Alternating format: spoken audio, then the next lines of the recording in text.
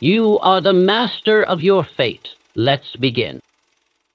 Success starts before you do. Look around you. Everything you see, hear, and touch is shaping you. Your phone, the lighting in your room, the voices you listen to, the words you read, the tone of the people around you, all of it shaping your thoughts, your focus, your attitude. And here's the part most people never realize. It's not just shaping how you feel, it's shaping who you become. Most people are trapped in an environment that is programming them to fail. Not loudly, not violently, silently, slowly, like fog, creeping into the corners of your mind until you can't see clearly anymore. They think they need more motivation, more time, more luck. No, what they need is to step out of the mental swamp they've been living in. The first step to building the life you want is this. Clean up the space around your thought. Your environment is not neutral. It's either helping you grow or slowly pulling you under. There is no in between. Now, ask yourself, are you designing your environment, or is your environment designing you? Most people think they're making independent choices. They believe they're in control of their thoughts. But the truth is, most of what you think, say, and do is a direct reflection of what you've been exposed to. Wake up and check your phone. And now the tone of your day has already been set by someone else's opinion, someone else's crisis, someone else's agenda. Spend your day surrounded by people who complain, doubt, or settle for less, and watch how quickly your own dreams start to shrink. This is not accidental. This is what I once called hypnotic rhythm, the repetition of thoughts and behaviors that become your operating system. And the system is controlled by what surrounds you. Your environment tells you how big you're allowed to think. Your environment tells you how hard you're supposed to work. Your environment tells you what's possible and what isn't. And if you never question it, you'll start living by someone else's limits. That's called drifting. And drifting is the silent killer of success. Drifting happens when you let the outside world steer your inner world. Drifting is going with the flow when the flow leads nowhere. Most people are drifting right now and don't even know it. They are reacting to their environment, not designing it. And listen to me now. You were not born to react. You were born to create. You don't rise to the level of your ambition. You fall to the level of your systems. And those systems are built into the environment you live in every day. So if you're surrounded by clutter, chaos, distraction, and doubt, don't be surprised if your mind feels the same way. The average environment produces average results, but you are not average. So don't accept what's been handed to you. Don't settle for a mental climate that doesn't support your greatness. Redesign it, clean it, rebuild it, guard it, because everything you do, every goal you set, every action you take is rooted in the environment that surrounds your mind. Start there. That's where the real change begins. Now listen carefully. Your mind, your most precious tool, the instrument of every dream you've ever had, is under attack. Not with weapons, not with brute force, but with information, with noise, with nonsense. You are being fed a diet of distraction, a never-ending stream of low-quality thoughts disguised as entertainment, headlines masked as truth, and opinions dressed up as wisdom. And the worst part, you've gotten used to it. You allowed pollution to become your air. You wouldn't drink dirty water knowingly. You wouldn't eat spoiled food with a smile. Yet every day, most people consume ideas, images, and conversations that corrode their spirit, weaken their will, and dull their mind. And they call it normal. There is nothing normal about it. There is nothing normal about waking up and handing your mind over to a screen. There is nothing normal about letting strangers' opinions set the tone for your day. There is nothing normal about allowing the failures, fears, and frustrations of others to become the wallpaper of your mental space. What you allow in will grow. Every word you read, every voice you hear, every image you dwell on, they are seeds. Some grow weeds. Some grow strength, but they all grow. The question is, what are you planting? A man who feeds his body poison cannot expect health. And a man who feeds his mind trash cannot expect clarity, creativity, or courage. Guard your mind like a fortress. Be ruthless with what you allow to pass through the gates, not because you are fragile, but because you are powerful. And power must be protected. You must make this a law in your life. No more junk thoughts. No more mental litter. No more invitations for mediocrity to sit at your table. Start small. Cut out one source of mental pollution. Maybe it's the news that leaves you anxious and helpless. Maybe it's the social feed that fills you with comparison and self-doubt. Maybe it's the person who never brings solutions, only problems. You don't need to announce it. Just do it quietly, consistently, because every piece of garbage you remove from your mental environment makes more room for something great to grow. What should you replace it with? Feed your mind ideas that lift you higher. Read voices that have stood the test of time. Listen to those who speak with clarity, not just volume. Surround yourself with content that sharpens your thinking, not just stirs your emotion. Think of your mind like a garden, a beautiful one, elegant, ordered, productive. Every time you scroll past another headline of outrage, it's like tossing trash on the flowers. Every time you entertain gossip, it's like pouring oil on the soil. Stop doing that. Clean the garden. Pull the weeds. Turn your attention into something sacred again. Because, hear me now, your environment may lie to you, but your mind doesn't. Your mind keeps the score. It remembers every exposure. It builds habits from every repeated input. And if you let trash in long enough, you begin to believe you belong in a dump. You don't. You belong in greatness. But greatness requires discipline, not punishment, discipline. The loving kind. The kind that says, I'm too valuable to be careless with what I consume. That's not arrogance. That's respect. That's strength. And it's how you begin to take your power back, one input at a time. Your mind, your most precious tool. The source of every breakthrough, every invention, every miracle you've ever witnessed is under siege, not by force, not with bullets or fists, but by something far more dangerous: distraction, noise, mental clutter, a slow leak in your thinking. Day by day, minute by minute, your attention, your sacred, limited attention, is being pulled apart by things that do not serve you. And most people have no idea it's happening. You wake up, you grab your phone, you open the door to 1,000 voices, each one pulling you in a different direction. Before your feet even touch the ground, your mind has already been hijacked. You scroll, you click, you swipe, and every piece of content leaves a fingerprint, a residue, a fragment of thought, emotion, or anxiety that wasn't there before. This is how the world steals your focus. Not all at once, but one distraction at a time. You may think you're just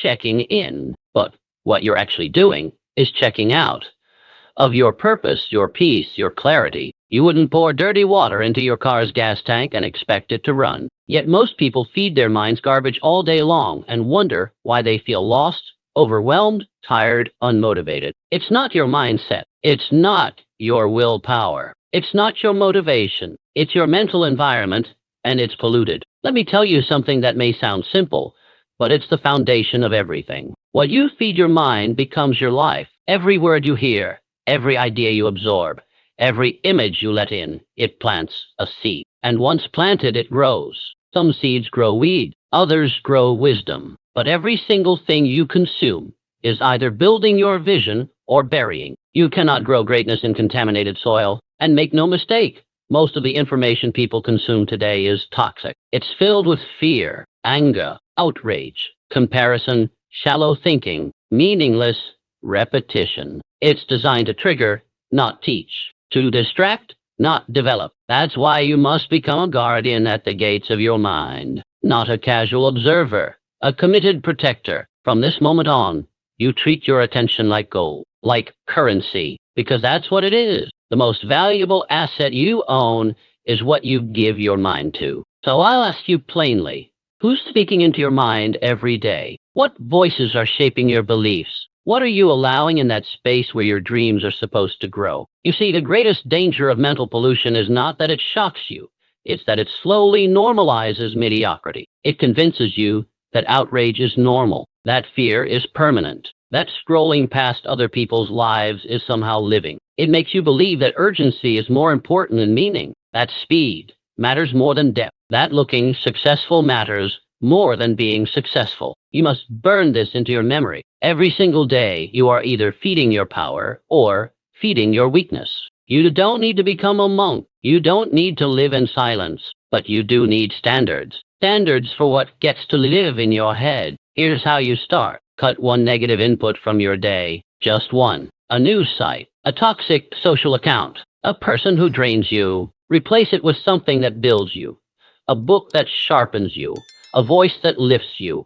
A message that fuels your fire. Stop filling every silent space with noise. The greatest ideas arrive in the quiet. You'll notice something happen within days. You'll feel clearer, lighter, stronger. Your thoughts will slow down and your focus will speed up. You'll remember what it feels like to think for yourself. And when that happens, when you begin thinking from a clean mental space, you'll see solutions where others see obstacles. You'll see paths where others see walls. You'll remember what it means to own your mind again. Now hear me.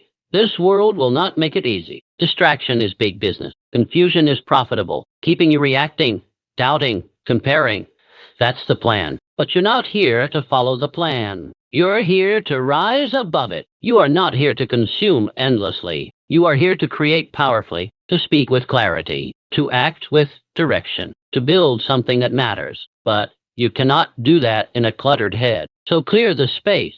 Sweep the floor of your mind. Throw out the junk that's been taking up room where greatness belongs. And remember this law, because it is law. What you allow in will grow. Plant strength. Plant purpose. Plant discipline. Plant vision. And you will harvest a life most people can only dream of. Now that your mind is clear of clutter, we must confront something more difficult, more personal. The people in your life. Because even if you guard your mind like a fortress, even if you control your inputs, cut the noise, remove the distraction, one unexamined relationship can undo it all. Let me tell you something that most people don't want to hear. Some of the people closest to you may be quietly killing your potential, not with cruelty, not with open sabotage, but with subtlety, with softness, with doubt wrapped in concern, with mediocrity disguised as love. You must understand, energy is contagious.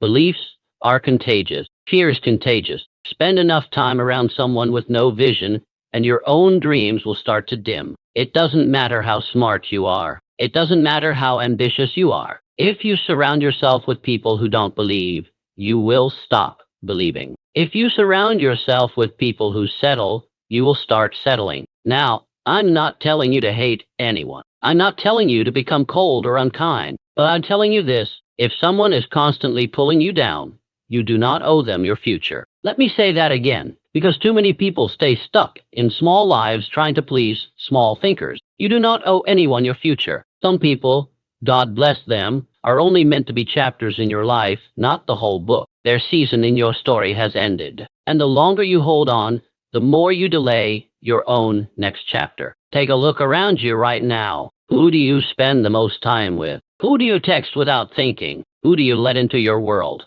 Your thoughts, your energy, your headspace. Now ask this question. Do they build you or blur you? Do they stretch you or shrink you? Do they challenge you or comfort you in your weakness? Let me make this simple. The people in your life are either expanding your future or reinforcing your past. That doesn't mean they're bad. It just means they're not going where you're going. And that's all the reason you need to protect your space. Now, some people will call this selfish. They'll say you're cutting people off. They'll say you've changed. And they're right. You have changed. Because change is the price of growth. And growth is the requirement for a meaningful life. But hear me, protecting your peace is not selfish. Raising your standards is not arrogant. It is the necessary act of someone who knows they were made for more. You can love people and still move forward. You can be kind without being available to negativity. You can be loyal without being limited. And yes, it will feel lonely at first. When you leave behind the noise, the chaos, the crowd,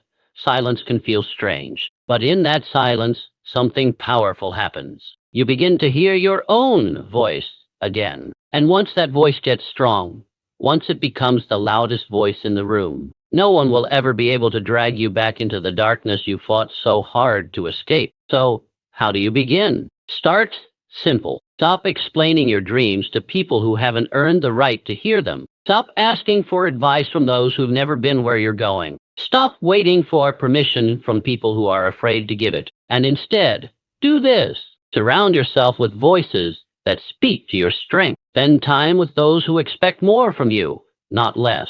Seek out those who light your fire, not dim it, even if it's just one person, one conversation, one connection that reminds you of your potential. That's enough to start building your new circle. You don't need a crowd, you need a core, a small group of people who believe in the highest version of you, who speak to your future, not your fears. That is your new environment, and that's how you protect it, with discipline, not just desire. Now listen close. You can't build a mansion of success on a foundation of toxic relationships. You must be brave enough to bless some people from a distance, to love them without following them, to thank them for their role in your life, and then move forward in yours. Because if you are constantly surrounding yourself with people who make you feel small, hesitant, or unworthy, you will never become the giant you were born to be.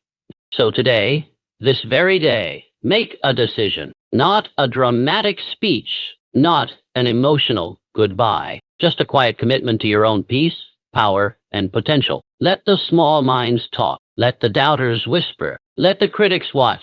You're not here for them. You're here for the ones who are still waiting on your voice, your leadership, your courage. But first, you must protect the garden of your own mind. And sometimes that means pulling a few weeds with love and not looking back. Listen to me. You are living in a time unlike any other in human history. Not because of war, not because of politics, because of noise. Never before has the human mind been exposed to so much information, so constantly, with so little meaning. You carry a machine in your pocket, a machine that can connect you to the world, but also disconnect you from yourself. You wake up and check a screen before you check in with your own thoughts. You open your mind to the world's problems before you open your eyes to your own purpose. And you wonder why the day feels scattered. You wonder why it's hard to think, why your motivation disappears, why it feels like you're running fast but going nowhere. Let me tell you why. Your focus has been fractured. Your attention, your most valuable resource, has been hijacked, not by accident, by design. You see, the tools you use every day were built not to serve you, but to steal you. Every swipe, every ding, every red badge, it's all a hook, not to inform you, not to uplift you, to distract you, to keep you clicking, watching, reacting endlessly. You are being trained, day by day, to be busy but not effective, stimulated but not satisfied, online but offline from your own vision. This is the silent epidemic of our time, and it is the enemy of greatness. Now let me be clear. Technology is not the villain. It is a tool, a powerful one, but a tool in the hands of a distracted mind is a weapon against your potential. If you do not take command of your relationship with technology, it will command you. And the cost? It's not just your time. It's your clarity, your energy, your identity. You cannot create from a scattered place. You cannot lead when your thoughts are half finished. You cannot grow when your focus resets every 3 minutes. And yet, that's exactly how most people live. They jump from text to app to scroll to feed, and every switch burns fuel, mental fuel, emotional fuel, creative fuel. You're tired not because you're doing too much. You're tired because your attention is constantly leaking. It's what science calls attention residue, the invisible fog that follows you from task to task, never letting your mind fully engage. You think you're multitasking, but in truth, you're multi-wounding your mind. Let me offer you this. Your ability to focus deeply without distraction is now one of the rarest and most valuable skills on earth. It is the root of all mastery. It is the driver of all achievement, and it is being stolen from you in plain sight. So what do? We take it back. We reclaim it with structure, discipline, and awareness. Here's how. 1. Own the first hour of your day. Do not begin your day with other people's agendas. Do not let the first thing you see be someone else's crisis, someone else's highlight reel, someone else's noise. The first hour of your day must be yours to think, to plan, to focus on your mission. Before you step into the world, step into your mind. 2. Turn off non-essential notifications. Your phone is not your boss. It does not get to interrupt your thoughts whenever it wants. Go through your device and shut down every alert that doesn't serve your purpose. You do not need to know when someone likes a post. You do not need to be notified every time an email arrives. You especially don't need to know the hourly news. You need space to think, to go deep, to build something meaningful. 3. Master focus blocks. Set aside blocks of uninterrupted time where you work on one thing and only one thing. Start with 90 minutes, one task, full attention, no switching, no checking, no tabs open that don't belong. When that block ends, take a real break. Move your body, breathe, reset, then go again. This is how high performers build momentum, not by doing more, by doing less with more intensity. 4. Use technology with purpose. Ask yourself, why am I opening this app? If you don't have a clear reason, don't open it. Ask yourself, what am I looking for? If the answer is boredom or escape, don't look. Use your tools to build, not to numb. Use your screen to create, not to drift. 5. Embrace digital silence. You need quiet, not just once a month, every single day. Time with no screen, no feed, no podcast, no noise. Why? Because in the silence, your original thoughts begin to speak again. Your mind uncoils, your energy resets, your creativity returns, and the world becomes clear. Listen now. You cannot build a legacy in 12-second intervals. You cannot change your life if your thoughts are interrupted every 15 minutes. You cannot master yourself when your attention is rented out to the highest bidder. You must become undistractable. Because in a world of scattered minds, the focused mind wins. The calm mind creates. The clear mind leads. That can be you, but only if you decide to step out of the noise and step into command. So I'll ask you, as I have asked thousands before you, are you using your tools, or are they using you? Because if you don't choose how you spend your attention, someone else will, and they will not spend it wisely. Now we've cleared the noise. We've cleaned the mental space. We faced the toxic inputs, the fractured focus, the people pulling us off course. And now, finally, we're ready to build. Not just build success. Build the mental environment where success becomes automatic, where achievement is not a struggle, it's a byproduct. You see, success is never accidental. It is not a matter of luck, background, or talent. It is the inevitable result of a designed mind. And if you want to design your mind for greatness, you must understand this. Your thoughts are the architects, but your environment is the blueprint. Most people try to change their lives through willpower alone. They set goals, they push, they grind, but they never change the conditions that surround their thinking. And so, even with all that effort, they find themselves right back where they started. Why? Because they are planting seeds of greatness in a garden full of weeds. Because they are trying to build skyscrapers on broken ground. But not you. You are here to rebuild the foundation. You are here to put into place the most important truth I've ever taught. Your environment shapes your mind, and your mind shapes your world. Let me take you back to the principle that underlies all the rest. The thing I wrote about more than any other. The foundation of Think and Grow Rich. The foundation of every transformed life. Definiteness of purpose. Everything begins there. A clear, burning, definite aim. Something so vivid you can see it, feel it, name it in one sentence.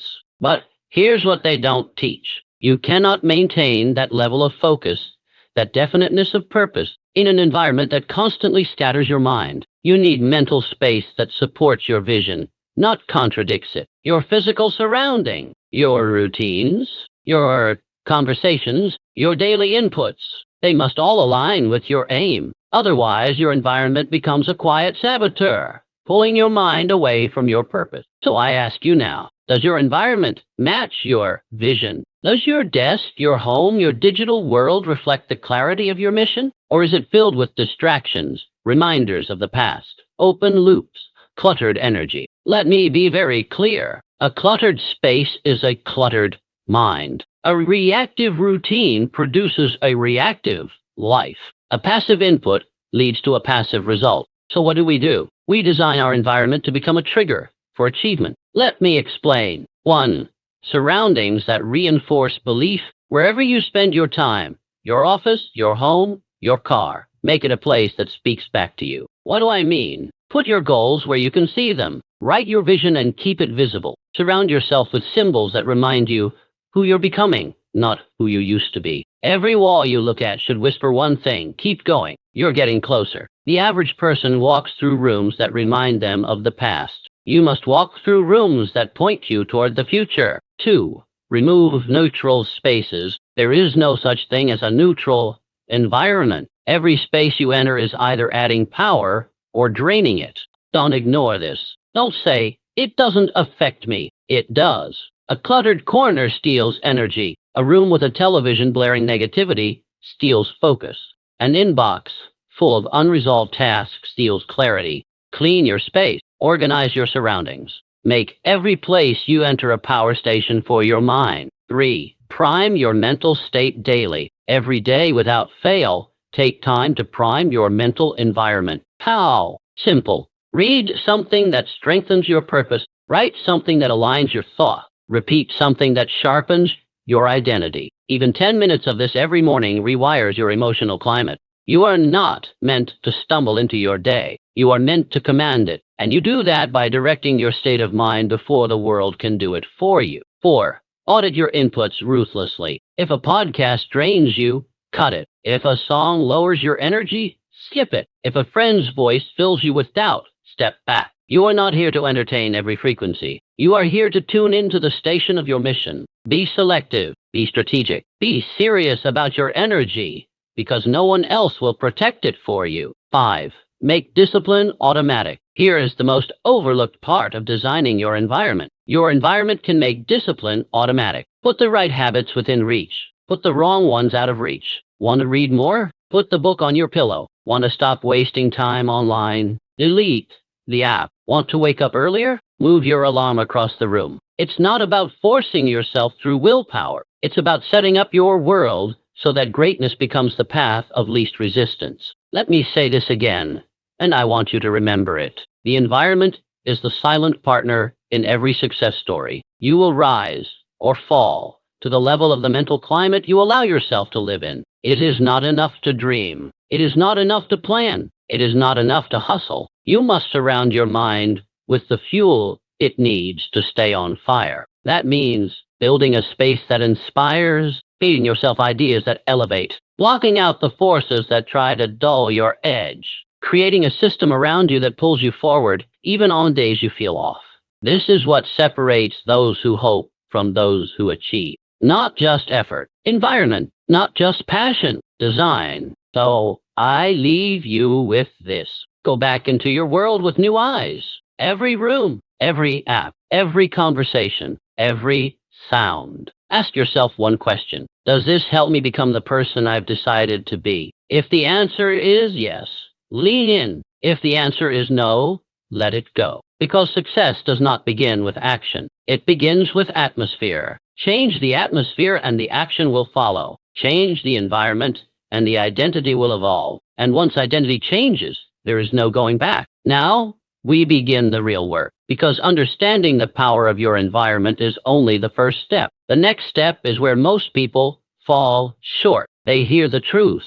They nod in agreement, but they never take the time to rebuild. They keep the same room, the same schedule, the same noise, the same people, the same inputs, and then wonder why nothing changes.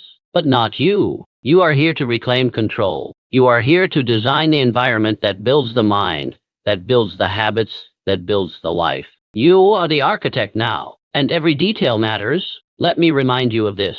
Your environment is not just where you live. It's how you think. It's what you allow. It's the background music of your entire life. So from this point forward, I want you to treat every corner of your world like sacred ground, not with fear, not with obsession, but with purpose. You are no longer going to exist inside your environment. You're going to lead it. Let me show you how. 1. Design your physical space with precision. Start with what you can see. Look around the room you spend the most time in. Is it clean? Is it inspiring? Is it aligned with your goals?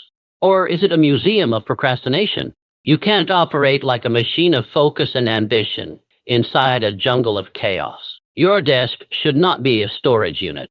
Your bedroom should not be a charging station for distraction. Your home should not be filled with reminders of who you used to be. Now, I don't mean fancy. I don't mean expensive. I mean intentional. You don't need a mansion. You need a mission, and that mission should be reflected in your space.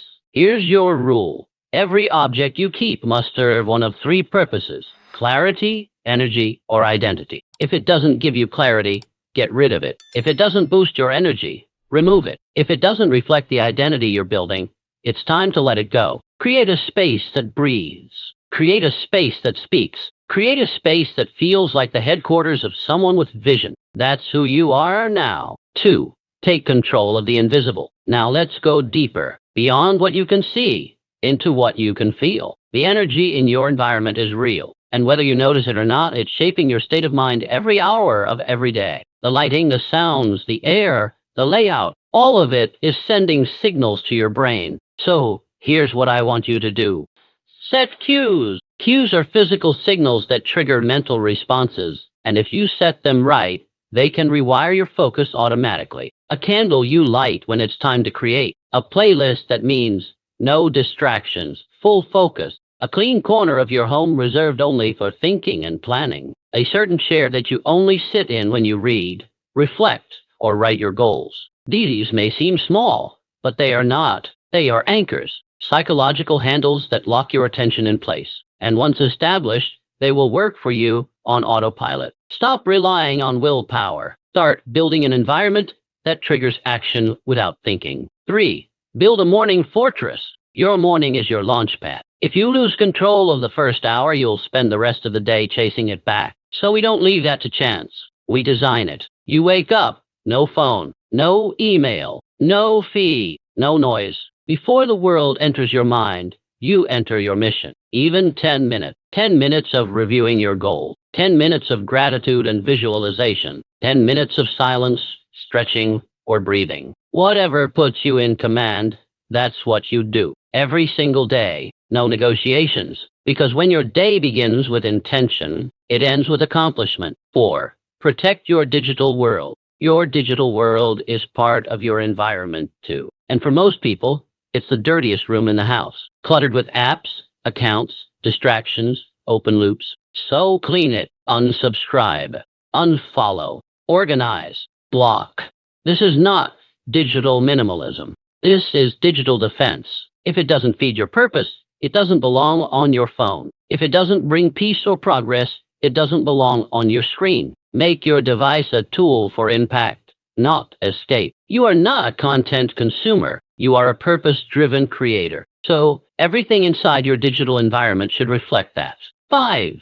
Reset your relationship zones. Let's talk about people again. Because your environment includes voices, conversations, emotions, and some of you are walking into daily situations that drain your fire before you even begin your day. You need to take inventory of who gets access to your energy. You don't need to cut everyone out. You just need to put people in the right zones.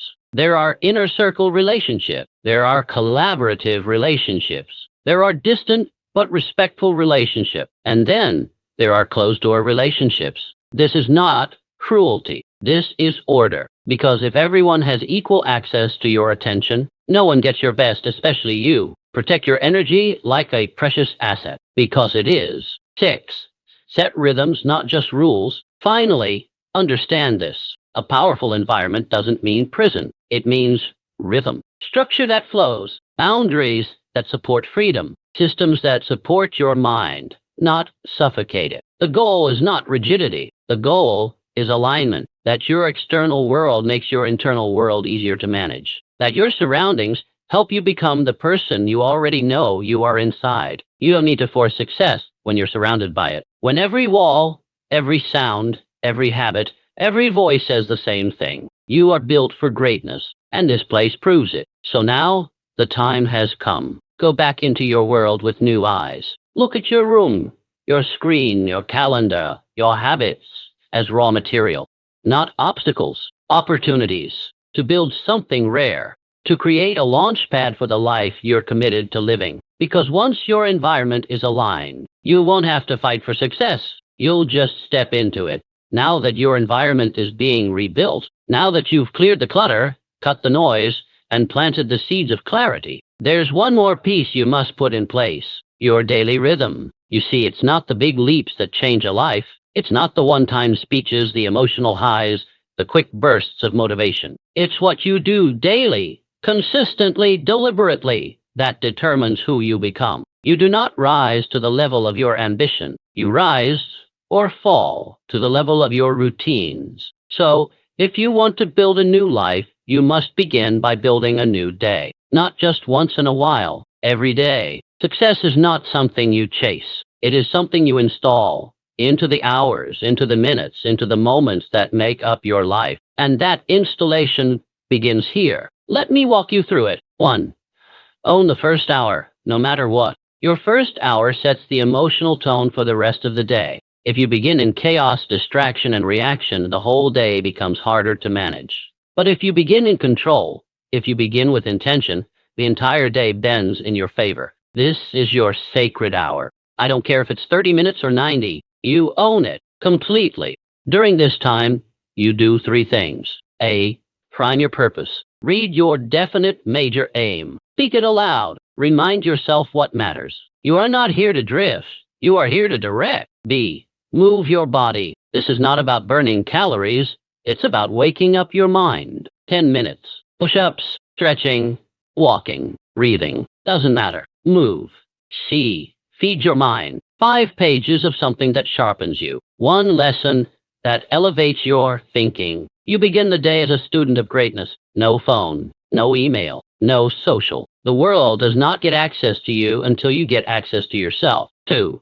Identify your 1 big move. Every day has 1 domino, 1 action, 1 task, 1 decision that, if completed, moves everything forward. Not 10 tasks, not 100 emails, just 1 bold step that pushes your life, your business, your growth forward in a measurable way. Identify it early. Write it down. Block time for it. And when the time comes, do it. No delay. No second guessing. Let the rest of the day orbit around that 1 act of progress.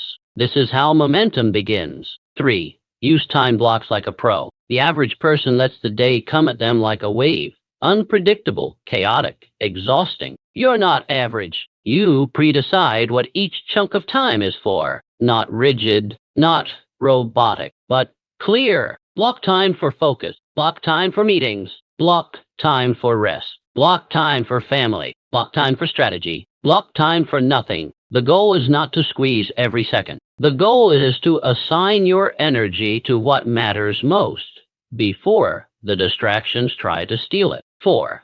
Build micro routines inside your day. You don't need discipline for 10 hours. You need discipline for moments.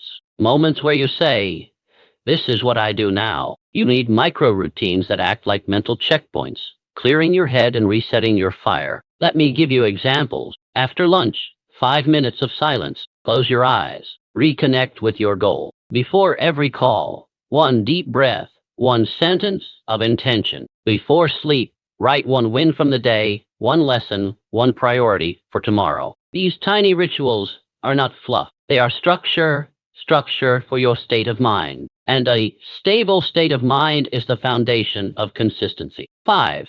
Guard your transitions. Most people lose the day in the gaps between one thing and the next. They go from task to distraction, from focus to feed, from work to worry. And without realizing it, the day becomes 1 long loop of unfinished thought. You must become deliberate between activities. When you finish something important, pause. Take a minute to reset. Ask, what matters next? This is how you stop carrying yesterday's tension into today's opportunity. 6. Design for energy, not just output. You are not a machine. You are a human system.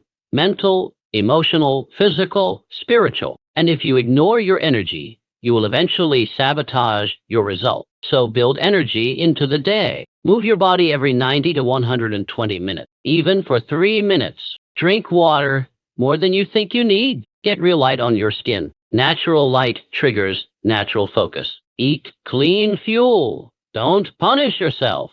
Power yourself. You don't need hacks. You need rhythm. And rhythm begins with respect for your energy system. 7. Review, reflect, realign every night. Every day ends with 2 choices. You reflect or you repeat. If you don't review your day, you're doomed to live it over and over again. This doesn't take an hour. 5 minutes will change everything. What worked today? What didn't? What do I adjust tomorrow? What did I learn today? About myself? About others? About what works? This is how winners are made. In silence, when no one's watching. Not just in the doing, in the learning from the doing. Do this for 6 days, and you're improving. Do this for 6 weeks, and you're rising. Do this for 6 months, and you are unrecognizable. 8. Commit. Don't try. Now hear me closely. This daily routine is not a gimmick. It's not a productivity trick. It's a lifeline, a way to rise above the noise and claim the life that belongs to you. So, don't try it. Commit to it. Own your day like your future depends on it, because it does.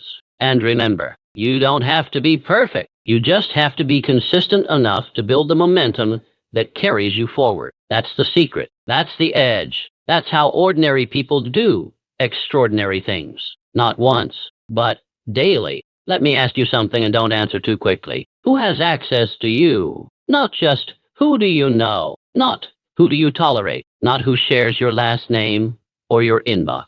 Who truly gets to influence your thoughts, your energy, your direction? You see, your inner circle, the people you allow closest to your mind, your mission, and your mood, will determine your future just as much as your own effort. That's not just my opinion. That's law. You can have discipline. You can have drive. You can have all the motivation in the world. But if the people around you don't support your growth, your potential will suffocate. Show me your 5 closest voices, and I will show you your next 5 years. That's not philosophy. That's pattern. That's human psychology. That's energy transfer. That's the reality most people ignore until it's too late. But not you. You're going to build something different. 1.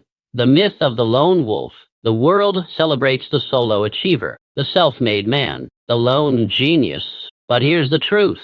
There's no such thing as self-made. Every success story, every inventor, leader, creator, empire builder was shaped by the people around them. They had someone who believed when no one else did. They had mentors, partners, encouragers. They had someone who asked hard questions and expected better answers. And so will you, because going alone isn't strength. It's a liability.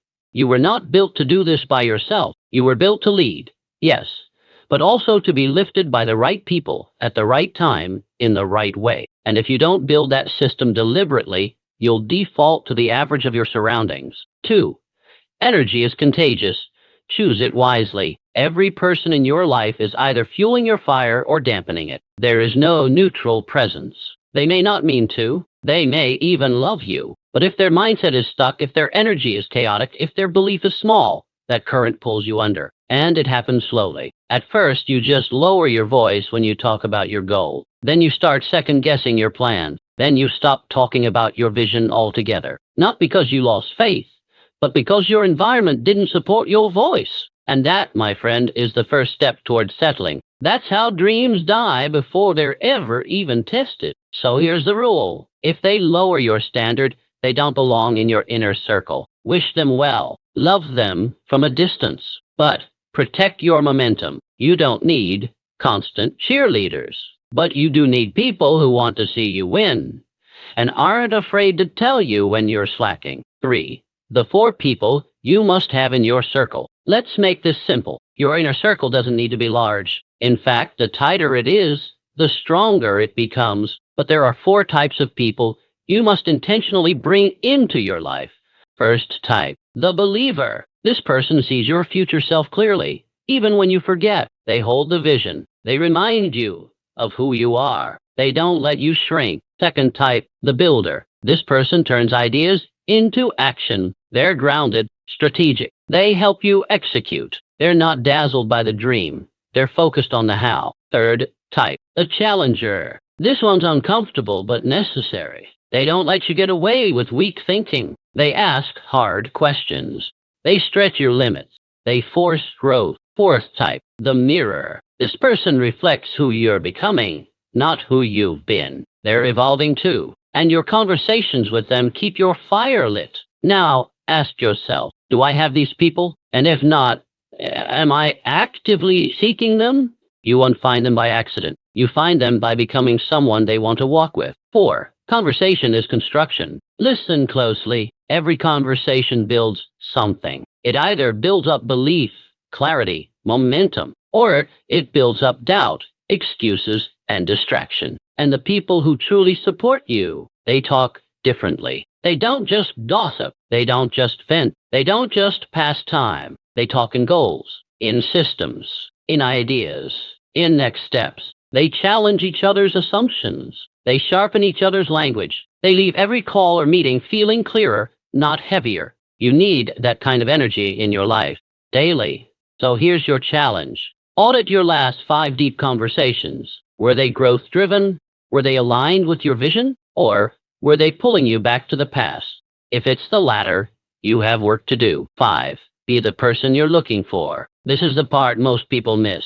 They want powerful connections, but they show up like weak versions of themselves. You must become the person you want to attract. Lead with clarity. Lead with commitment. Lead with energy. Don't wait for someone else to organize the group. Be the organizer. Don't wait for a mentor to call you. Show up so strong they notice you. Your circle isn't found. It's formed by your energy, by your consistency, by your standard. Be so focused, so consistent, so real, that growth-minded people can't help but be drawn to you. That's how tribes are built. That's how power circles form. Not by force, by alignment. 6.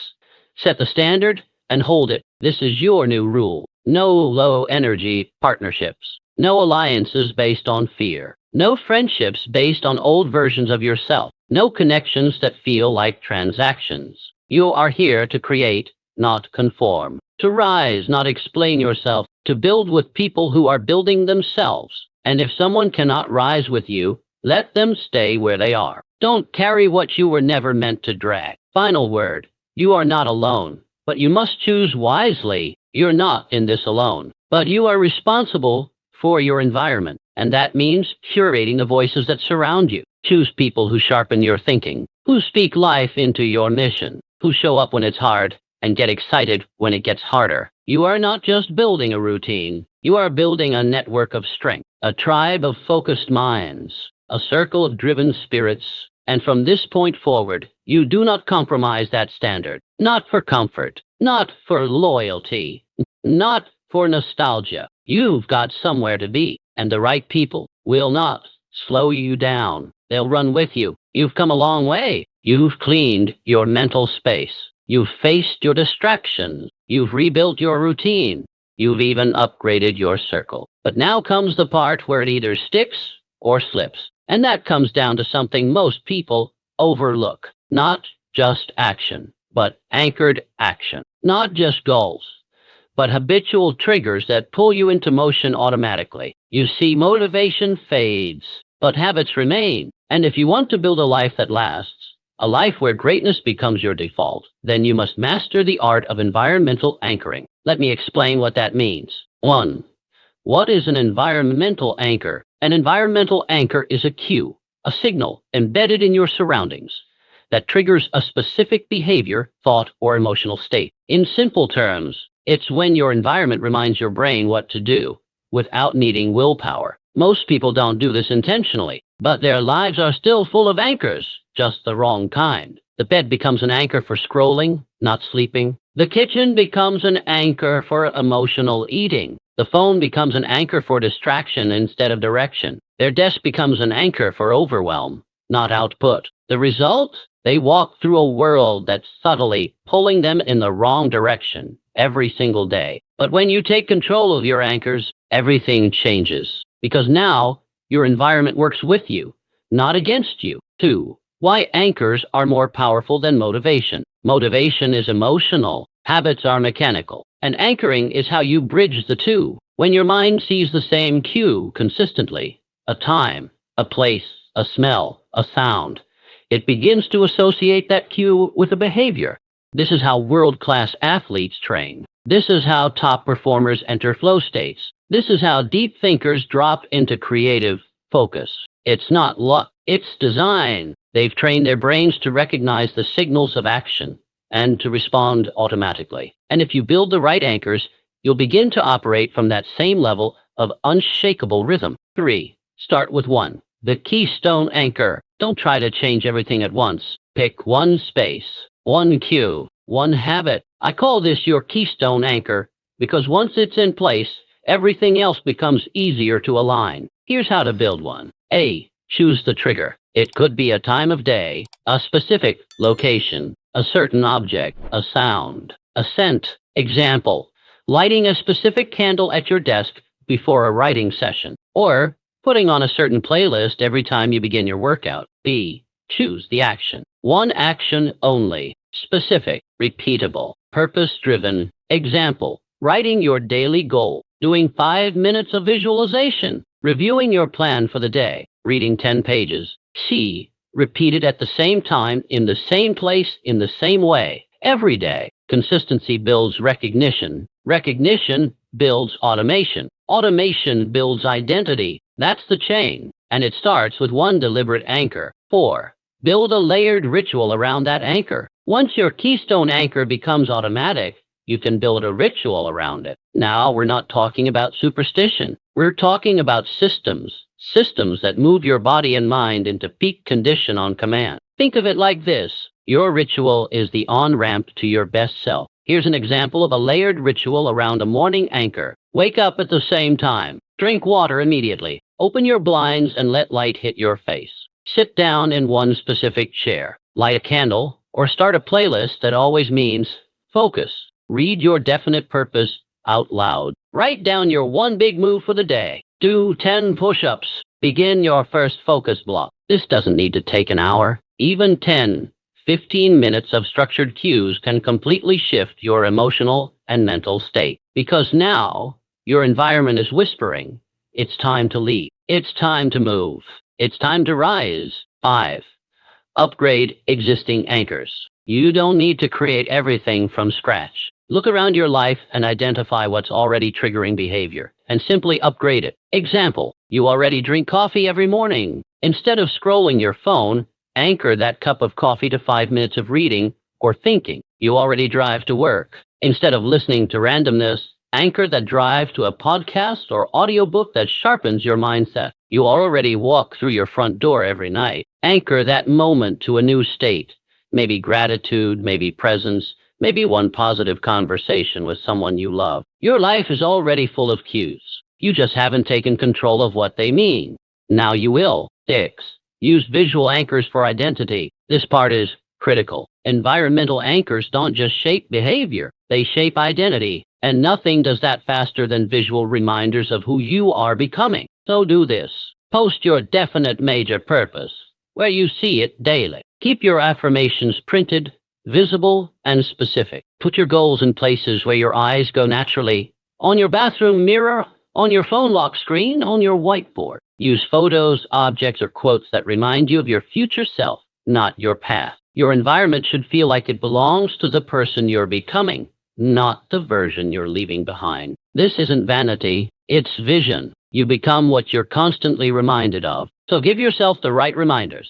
7. Protect your anchors from chaos. Once your anchors are in place, you must guard them. Don't let other people interrupt them. Don't let one off day turn into a forgotten ritual. Don't let convenience steal the structure you've built, because your anchors are more than habits. They are symbols.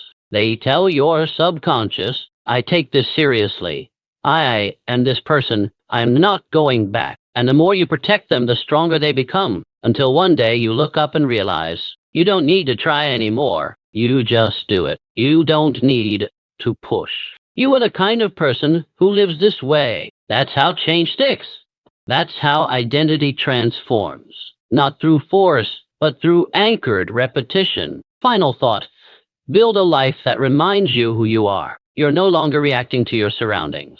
You're building them. You're no longer depending on motivation. You're installing structure. You're no longer drifting. You're designing. And from this day forward, your life will whisper back to you at every turn. This is who I am. This is where I'm going. This is what I do. That's not ego. That's alignment. And it's only going to get stronger from here. You've been taught that success is about addition. Add more goals. Add more habits. Add more hours, effort, pressure. But listen carefully. There comes a point where the next level of growth doesn't come from doing more. It comes from removing what no longer belongs.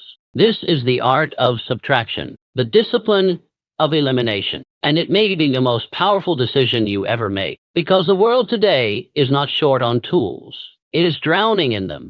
Apps, podcasts, routines, hacks, hustle, content, and for every tool you take on, you inherit two risks: distraction from what truly matters, dilution of your energy. Your greatness, your true edge, will never come from being the person who does everything. It will come from being the person who does what matters most with total clarity. Let's clear the clutter. One, too much is the enemy of clarity. You weren't designed to hold 1,000 ideas, 100 options, and 50 to-do lists in your head. When everything becomes important, nothing is. And when you try to focus on everything, you fall into the most dangerous trap of all. You become busy, but not effective. You become tired, but not fulfilled. You move, but don't progress. The cure for this is not another productivity system. It's not a better planner. It's less, fewer inputs, fewer obligations, fewer half-started projects, fewer draining commitments. It's subtraction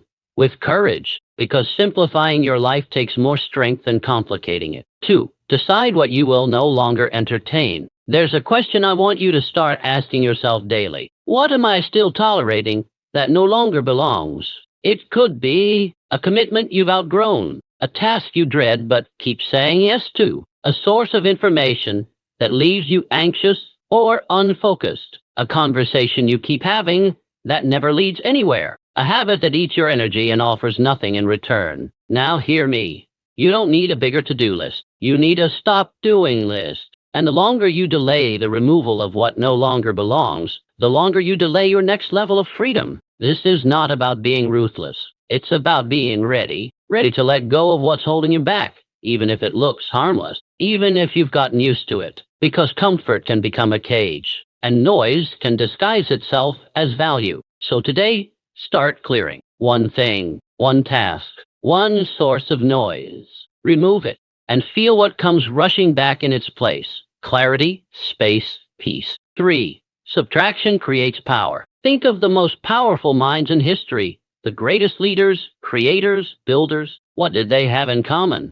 They were not the busiest. They were not the loudest. They were not everywhere. They were focused. They learned to say no relentlessly. They simplified their days, their inputs, their energy flow. They chose depth over width. That's what made them unstoppable. You don't become a force by adding more. You become a force by removing distraction until only the essentials remain. And then you do those essentials with all the fire inside you. 4. Simplify your digital world. Let's get practical. Your phone is not neutral. It is a battlefield, and the enemy is noise. So take a moment to clean it. Remove every app you haven't used in the past 14 days. Disable all notifications except those directly tied to your mission or family. Unfollow anyone who doesn't inspire or challenge you. Delete anything that sends you into comparison, outrage, or confusion. Move distracting apps off your home screen. Why? Because your environment shapes your behavior. And when you open a clean, focused device, your mind follows soon. This is not about minimalism. This is about mental protection. Every item you subtract gives your mind more space to focus, to feel, and to act with intent. 5. Clean the energy, not just the space. Clutter isn't just physical. It's emotional, mental, energetic. So I want you to ask this. What conversations have I left open too long? What guilt or resentment am I carrying quietly? What lingering decision am I avoiding? These are the silent weights. They don't scream, but they drain. And you don't need to carry them anymore. Make the decision. Send the message. Close the loop. End the task. Let go of the story. When you do, you'll realize clarity wasn't hiding. It was just buried under unfinished business. Finish it. 6. Respect the white space. The world fears silence. You must honor it. White space, time with nothing scheduled, is not wasted time. It is creation time. It is the space where your best ideas rise, where your spirit resets, where your mind breathes. So build space into your week. Don't fill every slot. Don't chase noise when peace is available. Say no to the meeting. Say no to the third notification. Say no to the second guessing.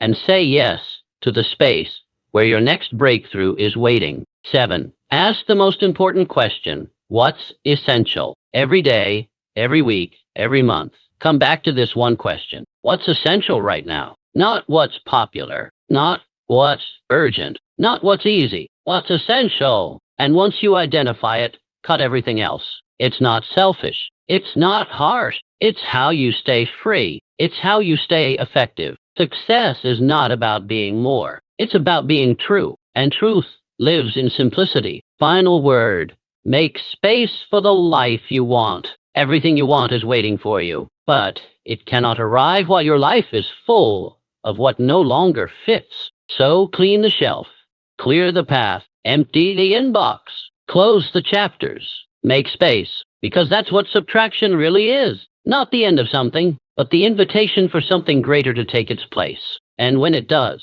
you'll wonder why you ever held on so tightly to what never served you. You've made it through 10 steps, 10 shifts, 10 principles, but now it comes down to just one thing. What will you do next? You can leave this moment inspired, or you can leave it different. And the difference comes from one word: design. Let me be clear.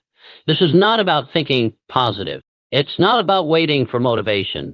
It's not about hoping something changes. This is about taking control of your world on the outside and the inside until everything around you reflects who you've decided to become. This is about redesigning your environment so completely, so intentionally, so unapologetically, that success becomes a matter of momentum, not struggle. Because hear me now, if you don't design your environment, you will continue to be defined by it.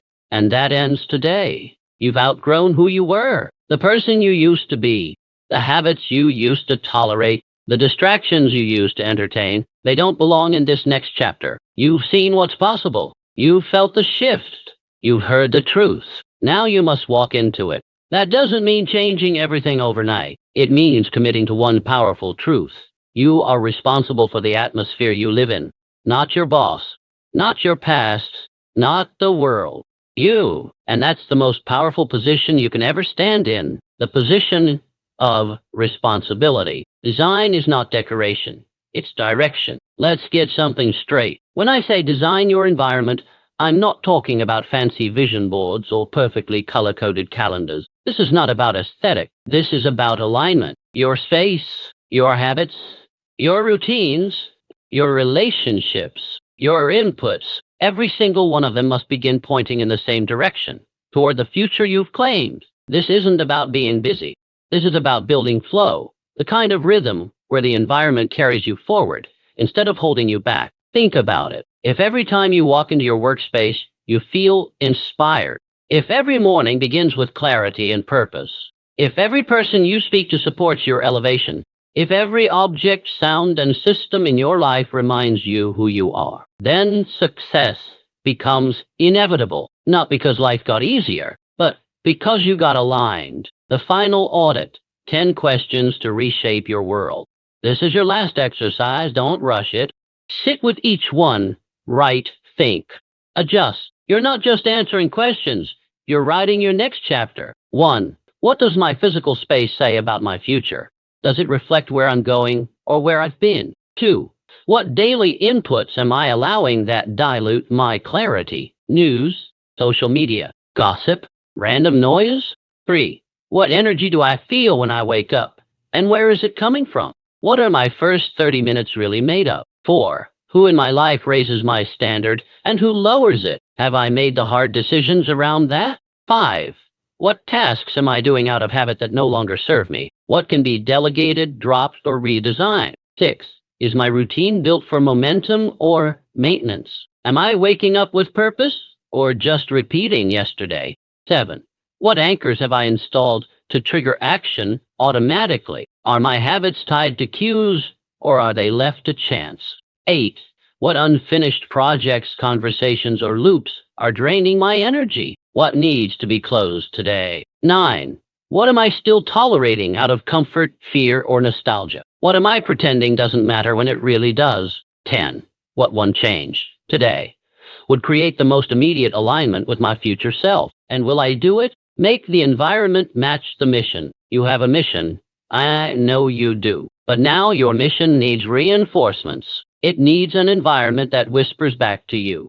You're on track. You're becoming. You're moving with purpose. So build it. Even if it's one shelf, one drawer, one conversation, one commitment. That's how it starts.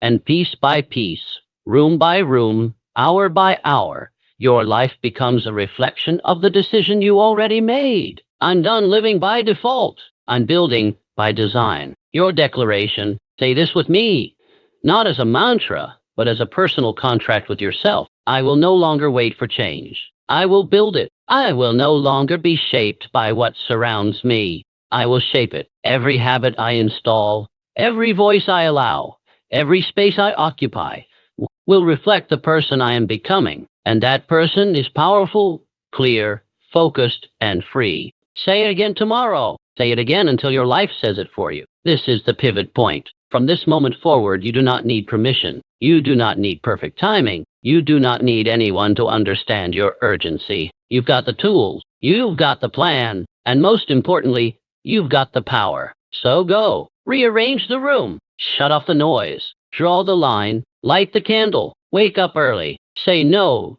to what doesn't serve. Say yes to what lights you up. This is not about doing everything at once. This is about doing the first thing with intention, with strength, with clarity. You're not here to be overwhelmed. You're here to be unstoppable. And now you've built the system that makes that real. Final note, this is only the beginning. This may be the end of this series, but it's the start of something far more important, your redesigned life. So don't just remember what you heard. Live it. Build a world that matches your power. Build a routine that fuels your greatness. Build a mindset that deflects distraction. Build relationships that energize your soul. And no matter what happens, no matter how tired, how busy, how distracted you get, come back to this question. Does my environment match my mission? If the answer is yes, keep going.